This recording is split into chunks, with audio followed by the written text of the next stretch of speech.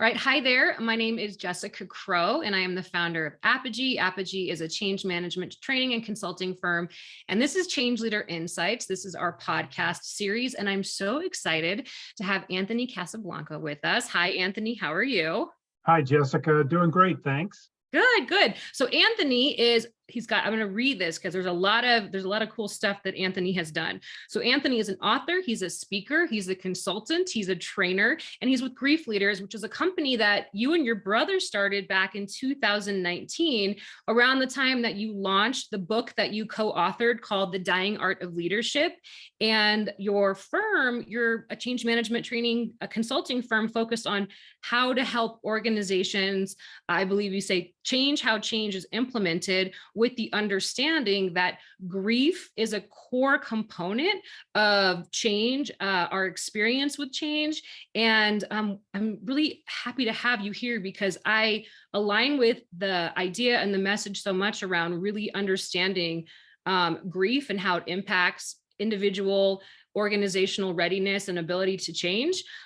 So tell everyone who's going to be watching and listening to this conversation, how you landed with GriefLeaders in more detail. So the background around how you kind of came to be.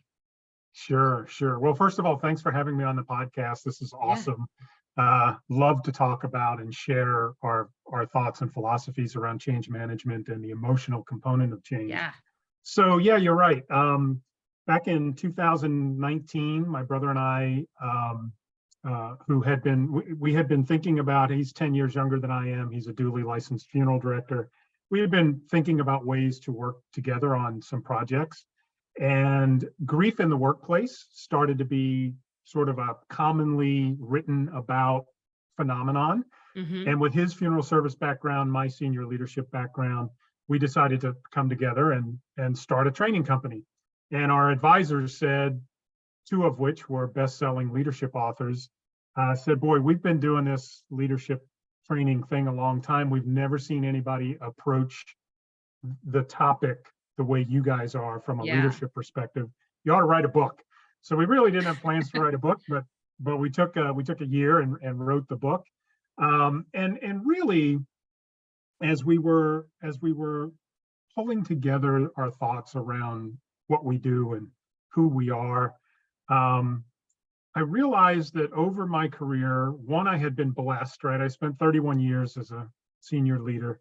I had been blessed to work for people who really got the human element of everything, right?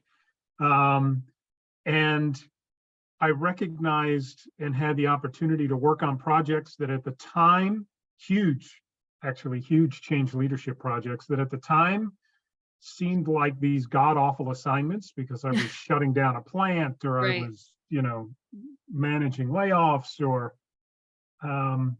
but in reality, because of the guidance I got from my mentors as I was going through it, I learned an awful lot about the human and emotional impact leadership decisions have on people, right? I got to experience where the rubber met the road, where I had to sit down across the table from Jessica and tell her that her plant was closing. She was no longer going to have a job, but hey, we're going to help you through all of this. And developed incredible relationships. The projects were enormously successful. And so as I reflected back, there was sort of this natural link between my career experience and the work we were about to embark on, which is helping organizations navigate the emotional component of change. Because it's a cycle, change, grief, change. You can't break it, right? Anytime a person experiences what they perceive to be a loss, they will grieve. And that loss can be the loss of a loved one. It can be a significant illness diagnosis. It could be a child being bullied at school, or it could be a significant change in their work life, which triggers a whole bunch of emotion. And what we found is leaders are not trained on how to deal with that. And so they ignore it and they wait for performance issues to arise. And then they deal with the performance, which just compounds the problem. Yeah. And good people wind up leaving organizations because, frankly, they weren't supported very well through the change process. Yeah, that's such an important call out where they wait for the performance management opportunity to come in and then they deal with it. And, from some of the literature and content that you've created, you've talked about how it shows up as resistance when in reality, they're just going through this process of grief. And change management as practitioners, we're trained on, Bridges transition model starts with that ending. And then you have to mourn the loss of the old way before you can get to that neutral zone where you start to play with the idea of, okay, what could this be like in the new environment? And then start that new beginning. So having what's really neat is that, you understand the leadership aspects, you understand the change management side, and then both you and your brother, he's also got that experience dealing with individuals and the extremes of grief. So it's like this, your brain power has come together to create this way of approaching how leaders help people navigate emotions, that grief emotion, that grief process in the workplace. So let's say I'm a leader of a team. We're going through a workplace change. Maybe we're implementing a new system that's going to end up replacing and potentially eliminating some of the jobs, the roles on the team.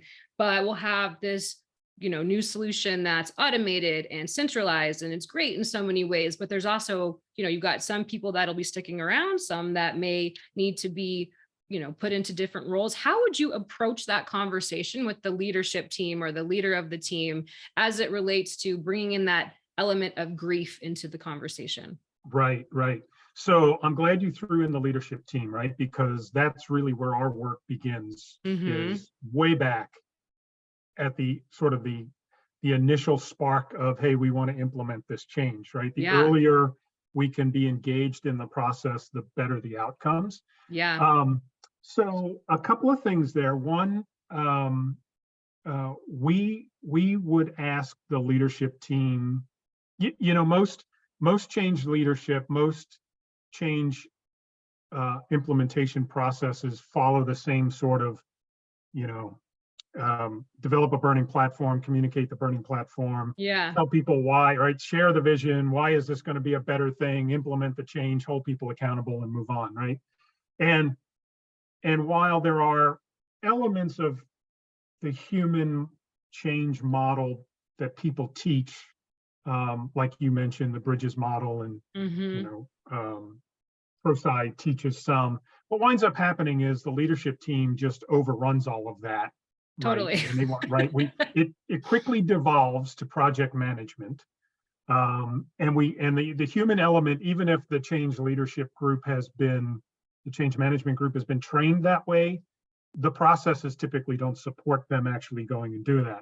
So we meet with organizations and we ask them to think about a couple of questions before they even embark on all of that process, which is, do we care about the emotional and leadership health of our organization, right? Do we understand it, right? So we may care about it. Do we understand it, right? And do we have a change management process that addresses the emotional elements of change, right? And then those three questions lead to, is our culture ready to support this change? Are our frontline leaders prepared to support the change? Because one of the things that gets overlooked is the very people that you're asking to lead the change are probably being impacted by the change, and they're going through this, they're grappling with all of the same emotions, right? And they often get left out of the equation, right? We say, hey, go do this. In the meantime, that's great, but I'm wondering, well, who am I going to report to, and what happens to my organization, and am I even going to have a job? And so I'm battling all of those emotions as well. And then finally, is our change management process really robust enough to handle this change? So it really starts there. And of course, in order to understand the emotional and leadership health of the organization, you need to assess it. And so, we would not really like to engage. By the time most organizations call us, it's probably already too late, right? Because things are already in motion and they're asking us to go back and sort of undo things. Right. But if we had our way, we would start the process with an emotional and leadership health assessment Yeah. that we have. Um, and then that sort of points us in the right direction, right? Because we can by function, by team, by organization, we can now start to say, hey, these elements are lacking in your Mm-hmm. culture. Your people do not feel respected, right? Mm-hmm. Or Mm-hmm. your people do not feel emotionally and psychologically safe. Or this team, right? The culture of the organization may be good, but this particular team may be lacking in those things, right? So we need to sit down with the leader and we need to understand more about their style and how they engage with people. Um, and so that's really where our process starts, Stars. Yeah. um, is building through that process. And then at the individual leader perspective, which is where your question started, we find that most leaders fall into the trap of managing uniformly, Mm-hmm. right? And I almost am hesitant to say leaders, right? We find most managers fall into the trap of managing uniformly. Mm-hmm. And during times of change, frankly, always, but especially during times of change, leaders need to adapt their leadership approach to match the needs of their people. Mm-hmm. And most leaders don't do that, right? Not many And had a good example set for them, right? I mean, I think exactly. that, as you're saying all this, not to kind of weave in another idea here, but No, go it's ahead. interesting that kind of where we're at as being able to talk about grief and emotion and caring for people in a more personalized way. And, I've talked about this with lots of guests on the show, and I've sort of woven it into my own approach. But prior to the pandemic, and I hate to use it as the anchor point, but it felt like that was, having these types of conversations there's less of an appetite for it. And then today, recognizing that the grief that you're talking about is related to the change at work, but there's so much grief that we've experienced over the last few years as Right. a result of the pandemic and in just daily life. There's a lot of challenges and we bring our whole selves to work, and it feels like now there's an appreciation, value in having conversations around the well-being, the emotional needs of our employees. And we've seen the people responding because and making changes, like leaving the organization, the great resignation, the great reset, all of the Right. things that have happened. It's like we're finally having these really important conversations that it existed that way before, but it just wasn't the same. If you were to talk about the C-suite, how the emotional needs of your employees, they'd be like, it wasn't as there wasn't as much there was caring individuals, but it wasn't the same that it is now. It just feels different. And I'm grateful for that. I mean, do you agree with my line of thinking, or do you see it as like, this has just been a long time coming, regardless, even the conversation Um, around grief and, how we lead yeah. versus manage? So I think what the pandemic did was it it clearly sort of distilled the muddy waters. Mm-hmm. So people have never been able to check their personal lives at the door, although Yeah. that was what organizations expected, right? Right. And leaders are told not to go there and don't talk about it, and that's that soft emotional stuff. Don't do that, right? But what the pandemic did overnight was Literally. it blurred those lines, right? Yeah. Because now work was home and home was work. And there was Mm-hmm. all of this, right? We could no longer separate the two. Mm-hmm. And so from that perspective, and then we had all of the loss and the trauma Yeah. and the isolation and all of the things that went on, and the struggle to try to understand the information that was being thrown at us all, and are masks right or not, right? What should what 6 feet, what do we do, where do we go, Right. right? So much We can't get confusion. toilet paper, right? There was just all that stuff going on, and so it brought it to the forefront, right? But even before that, Mm-hmm. right, the Grief Recovery Institute did a study that would indicate that 1 in 4 people were grieving at work I every believe single day. that. Yeah. 1 in 4 people, and it was costing organizations $100 billion a year, right? And then when you extrapolate that a little further, right, because we like to think people are burned out, which is a very Mm-hmm. clinical sort of sanitary term that makes the problem the employee's fault rather Mm-hmm. than there's something that's going on in our work culture that causes Mm-hmm. that. But burnout is actually just a symptom of grief, right? Yeah. Okay. Something has changed in the work arrangement that this person perceives to be um, uh, life altering and permanent, right? Mm. I'm tired of working all these Saturdays. I'm tired of working 14 hours a day. This wasn't what I signed up for. I have a new leader and the culture of the organization has changed, right?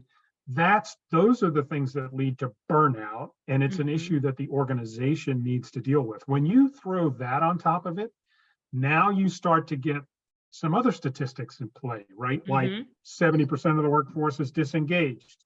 Mm-hmm. 13% of those are actively sort of sabotaging the organization.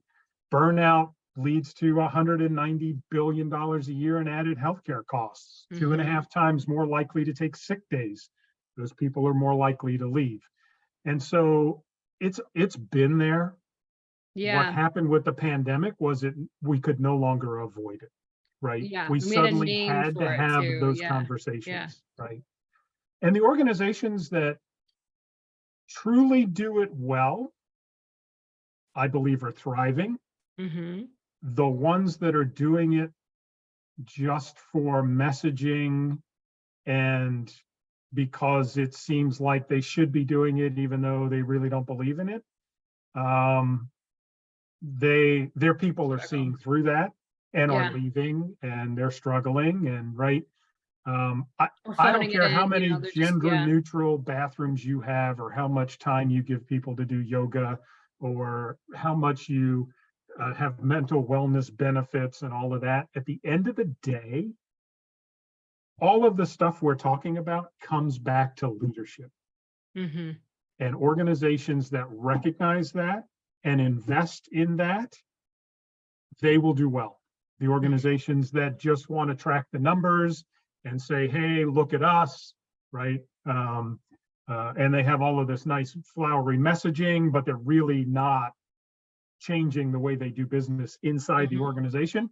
They're the ones that are struggling and people are leaving and nobody wants to work there. Yeah. I mean, that's absolutely right. So, as for leaders in an organization, why is grief such an important emotion to be thinking about?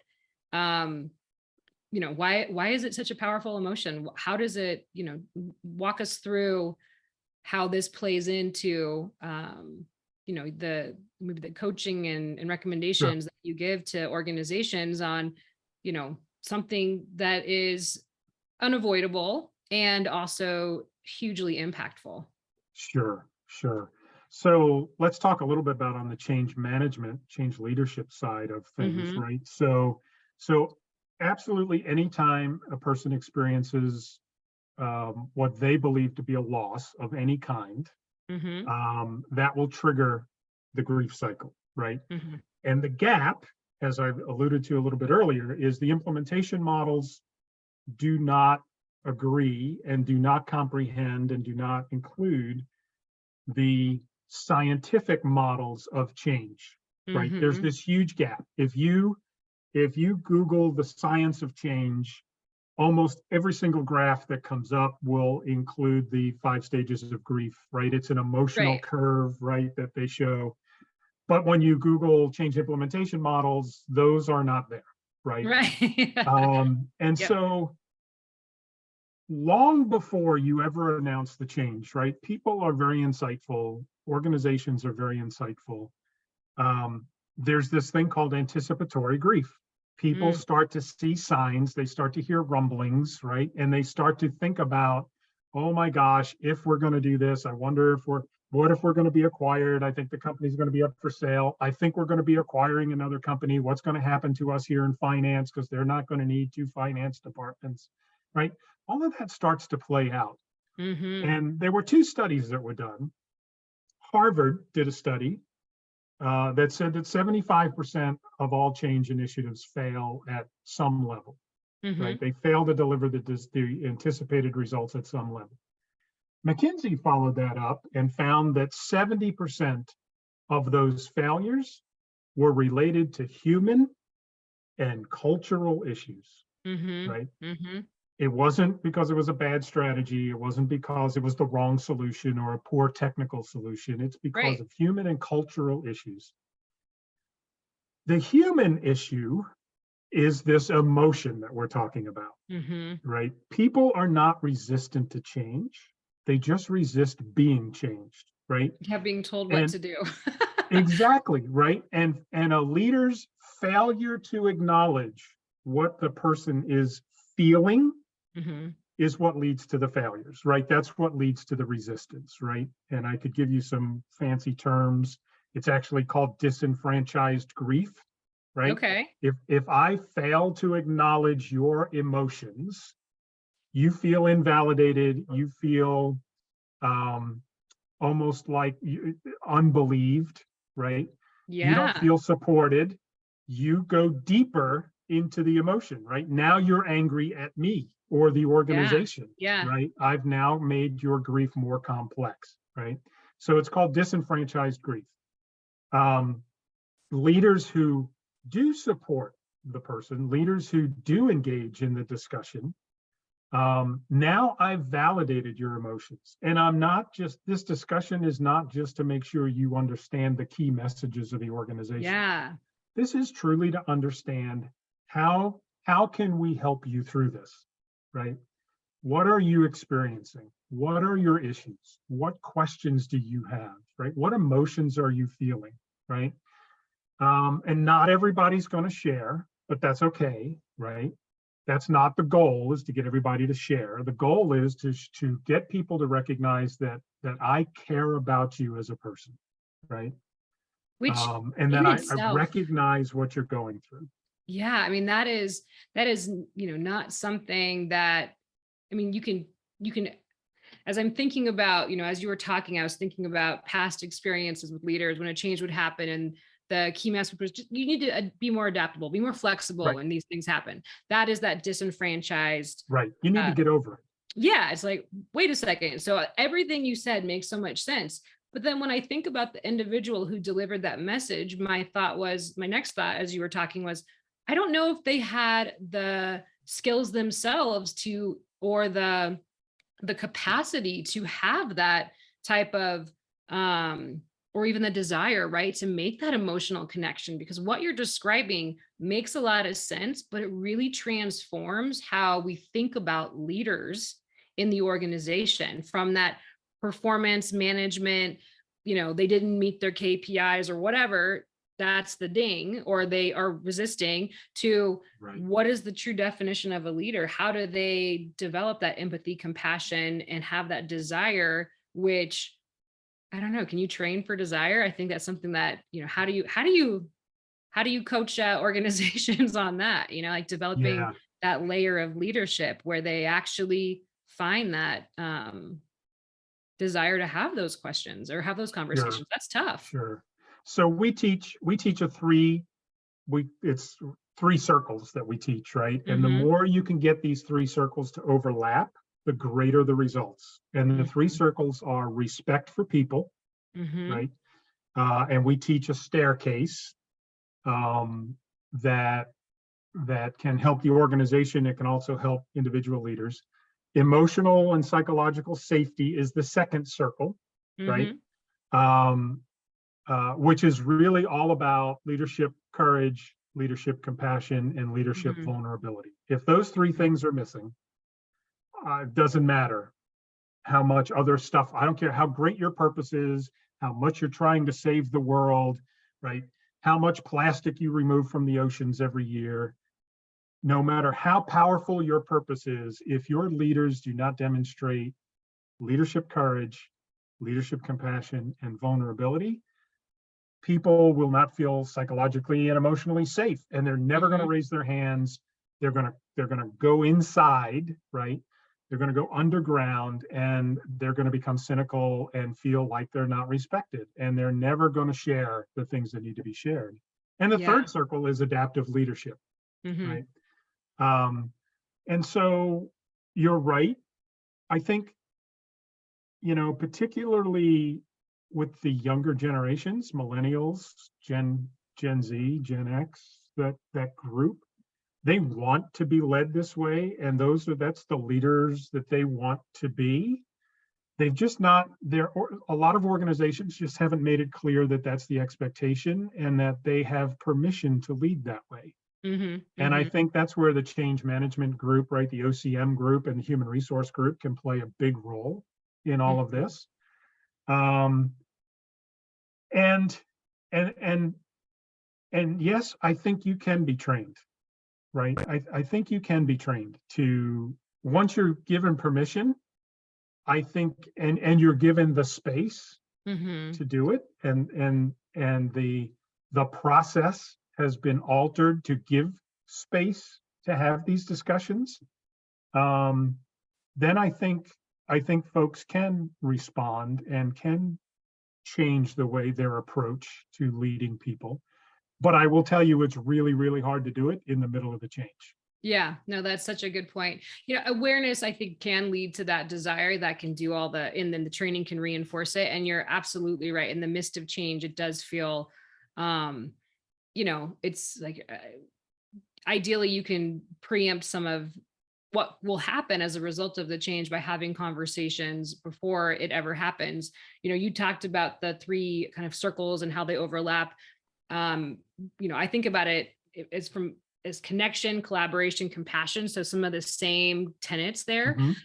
And how, as a leader, if I focus on connection being that vulnerability, the social relationships, getting to know people beyond just the value that they bring to the organization, collaboration, how do you create that sense of belonging? Because that's a big part of, as I think about grief, and the grief that I've had in my life, having it, when I'm suffering alone, it feels a lot worse than when I have people to be there and support me and acknowledge what I'm feeling. So, that's where the collaboration and then compassion, I think, comes to recognizing that everyone is going through a loss. Grief is a loss, and change represents a loss. And so I love that we're sort of saying the same thing, but differently. And I think it's a really important, it's important for change management practitioners, project managers, HR, for any leader of people to be thinking about what you're talking about, that grief is a part of the process, that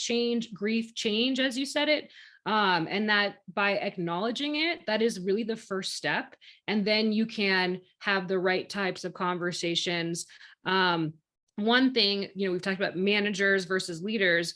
One simple change, I think, if I'm listening to this podcast, is that how can I do that today? And it's turning the conversations more into a coaching conversation versus a management conversation, right? Where you're asking how they did. So that would be like one recommendation I would give to someone that's practical, that's easy, asking a lot of questions, helping guide people to their own answers. What would be one simple, I know that ideally you have the leadership team for the organization on board, but if you were to give one simple thing that a people leader could implement today that would acknowledge the way that people feel when a change happens and help guide them through the process, what would that be? Replace judgment with curiosity. Oh, I like that a lot. Right. So instead of, so there would be 2 things. That's one. The other would be to engage early in the process, right? Yeah. Don't wait for the performance to slip. In fact, we have one of the images that we like to leave in people's minds is this sort of tornado of, if you think about this process as a tornado, right? You got a supercell thunderstorm up in the clouds, and there's all this dynamic going on up there. Then the change happens, the grief happens. That's the funnel. Yeah. Right.